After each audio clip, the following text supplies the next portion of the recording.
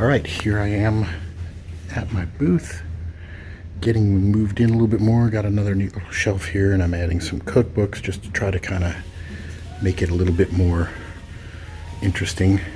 I guess I'm about a week or two into this. I've sold a few pieces. It remains to be seen if this is going to be profitable. I'm not getting my hopes up, but we'll see. All right, here is this unmarked, looked like it could be a Wagner, out of the E-tank, and it's still got quite a bit of gunk on it, so I think I'm going to put it into the lye tank and let it sit for a while. Be better than just getting all of this crud in the E-tank, so it's going to go over here in that tank. And this is what's going to come up next. This is a pan I got for, I think, $9. I believe this is a Wagner. Is it a marked or unmarked one? We won't know until we get all this crud off. This could also be a good candidate for the lye tank, but I'm going to throw it into the E-tank because I think I might be able to loosen this stuff up and get it off a lot more quickly. All right, here's our scratch off. Let's see where we're at with this.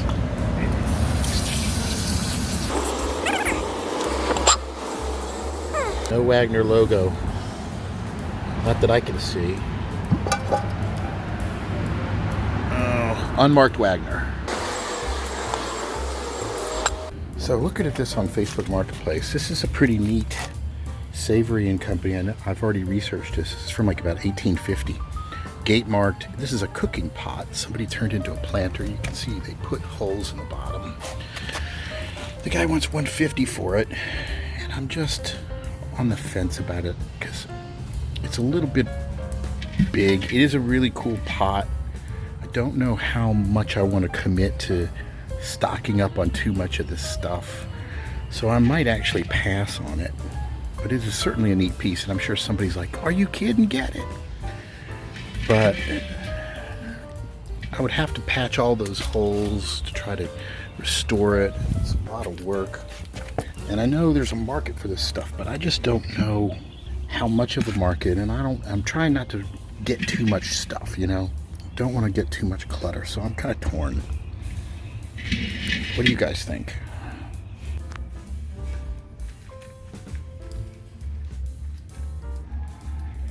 All right, I am back in my little space here, checking out my little cubby where I'm selling stuff. I can see missing some. There's a hook empty. There's an empty hook up there. Somebody must have bought the enameled BSR. That's missing. Don't remember what all's what. But that's good. A couple things are moving. I've been picking up more cookbooks, all different kinds of stuff, but good quality stuff with really good prices, just anywhere from $6 to $10 for these cookbooks, and they go like $30, $40.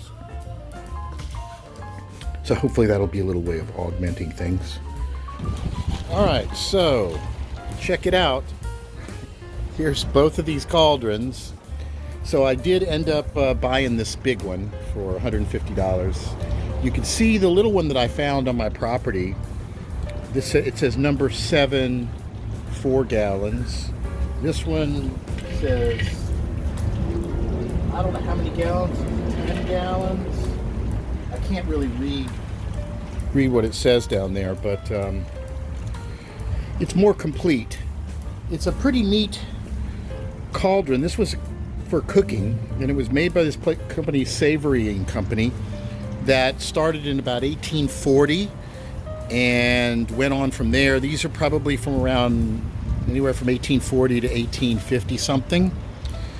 And in 1860, the company changed its name to something else. So very, very old, and it's pretty interesting to imagine what they might have been used for. But you can see there's holes in the middle of it.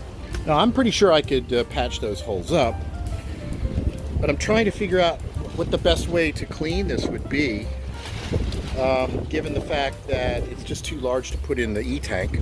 I could build an E-tank inside of it and clean the rust up from the inside, but I don't really know exactly what I'm going to do with it. My inclination would be to strip it and paint it, and not really use it for cooking, but use it as a really nice, you know, example of a vintage pot.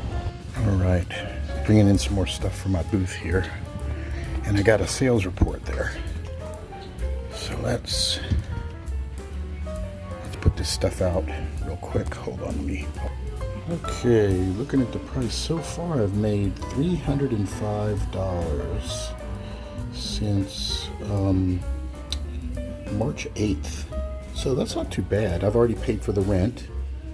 And then I got a check today for $154 for the previous month, which I think I was only in here like less than a week or two before the end of the month. Now this doesn't take into account my cost on the pans. So I'll have to run the numbers as to whether or not I've actually broken even or made money or lost money. But so far so good. I see some pieces are gone. Let's see how many pieces I've sold here. 6. I've sold 6 pieces, and the cookbooks seem to be an easy sell. So I can pick these up relatively cheap, and I'm offering really reasonable prices, anywhere from like $5 to $8. Some of the really big ones maybe 10, but other than that, the high dollar stuff is, not selling. It's going to take a special thing. $250 for the Griswold chicken fryer, large block logo, slant logo. $175 for the Lodge single notch hammered, and I think those are good prices. But again, those are more collector pieces. The number 7 gate marked griddle, I've got $50. I think that's a reasonable price considering how old it is, from the 1880s. Can this be a business that you could really depend on? I don't think so. I don't know though, it just depends. I could see if you were retired and you wanted to just kind of do this for fun and to justify your thrifting, you might be able to turn it into a little bit of a cash flow. I think the key is finding what sells with the best margin. This stuff is certainly not necessarily it, because it's a lot of work just to restore them and to find them. But stuff like the cookbooks, these could end up being the difference between profitability and not, because these can be grabbed fairly cheaply if you can find a good thrift store that has a nice inventory and prices. So I'm about a month into doing my antique booth, and I've got some reports from them, and I'm cross-referencing it with my spreadsheet on here where I have all of my documentation on what I paid for everything and all that. So basically, let's talk about the 5 days in February when I started doing this. So this covers from 2/23 to 2/28. I basically paid $20 because I prorated. The rent, I think, for the booth is about $125 a month. So I paid for 5 days, which was like $20, and I put my materials in. So this is a report of that last month, because they give you a report every month. So I sold a cookbook, a griddle, a chicken fryer, a skillet, a square skillet, and a number 8 3-notch Lodge. And I've done the numbers on here, right? And my cost for all of that was about here's my cost in the columns here: $4, $20, $15, $7, $14, $14, for a total of $74. And then I made the amount due back to me was $154. So I made a net profit of $80.55 minus the $20. So I made a net profit of $60.55. That was my first 5 days in there. Now that doesn't take into account the fact that I probably had to pay sales tax on all of this stuff. This is just the raw price of what I did. So you'd add another 10% there. I also noticed something. This is something they didn't tell me. I apparently am paying additional fees out of my amount due me, whether they use cash or credit card. They didn't say anything to me about this. This is kind of like a hidden charge. I don't know if somebody buys with a credit card, they charge them an extra 3%, or they don't, and then that means I have to eat it. I don't know if I'm eating the entire surcharge for using a credit card, or I'm splitting it with them. So I'm going to ask them about that. But this is something that just popped up, so that's an extra $5.25. Just so this is a report showing the February thing, right? Which was just 5 days. So I went in there today and I got a report of all my sales thus far. And this doesn't show their commission or anything, but it just does show my sales. So I sold a few cookbooks, and they made some mistakes. Some of my stuff have particular SKU numbers that they got wrong, but since I've got so few products, I know what they are, right? So, so far, the first 15 days of March, the gross revenue has been $305. My cost of those goods was $91. Not too bad, but then when you take into account they're taking a 15% cut of all that, it comes out to a net profit of about $168.25. This also doesn't include probably those credit card charges they're going to hit me with that are not enumerated on this, because this is just a report. They're going to pay me on a monthly basis based on their sales, and the way it works is I pay a flat rate plus they take 15%, and then I keep 85% of whatever the sale price is. So I'm not doing too badly, but here's the thing. There is absolutely no accounting for my time involved in restoring these things, right? So in this case, I made $60 in profit, but that doesn't count for my time of all of the many hours of scrubbing the pans and reseasoning them and the electricity and the materials for that. I don't really know how I could calculate that, but the bottom line is that I didn't anticipate this was going to be super lucrative, and it hasn't, but it's not turned out to be a loss, at least as long as I don't count my time as being valuable.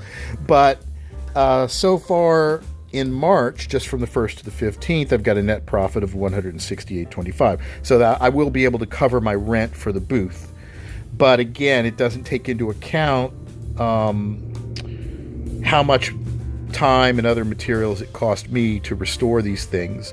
And of course I'm running around, there's gas involved in that. There's electricity in running the electrolysis tank and the stove and all of that to do the seasoning.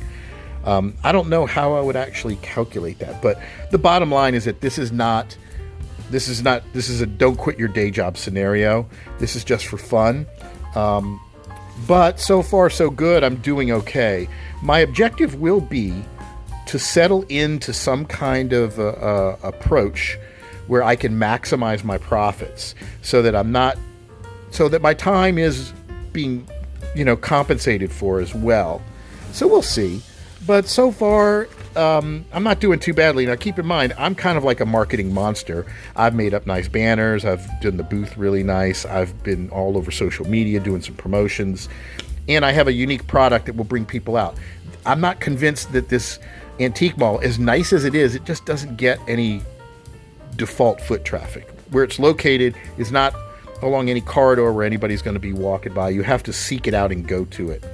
I think if I had a space that was a little bit more trafficked in a popular area, I could probably do quite a bit better.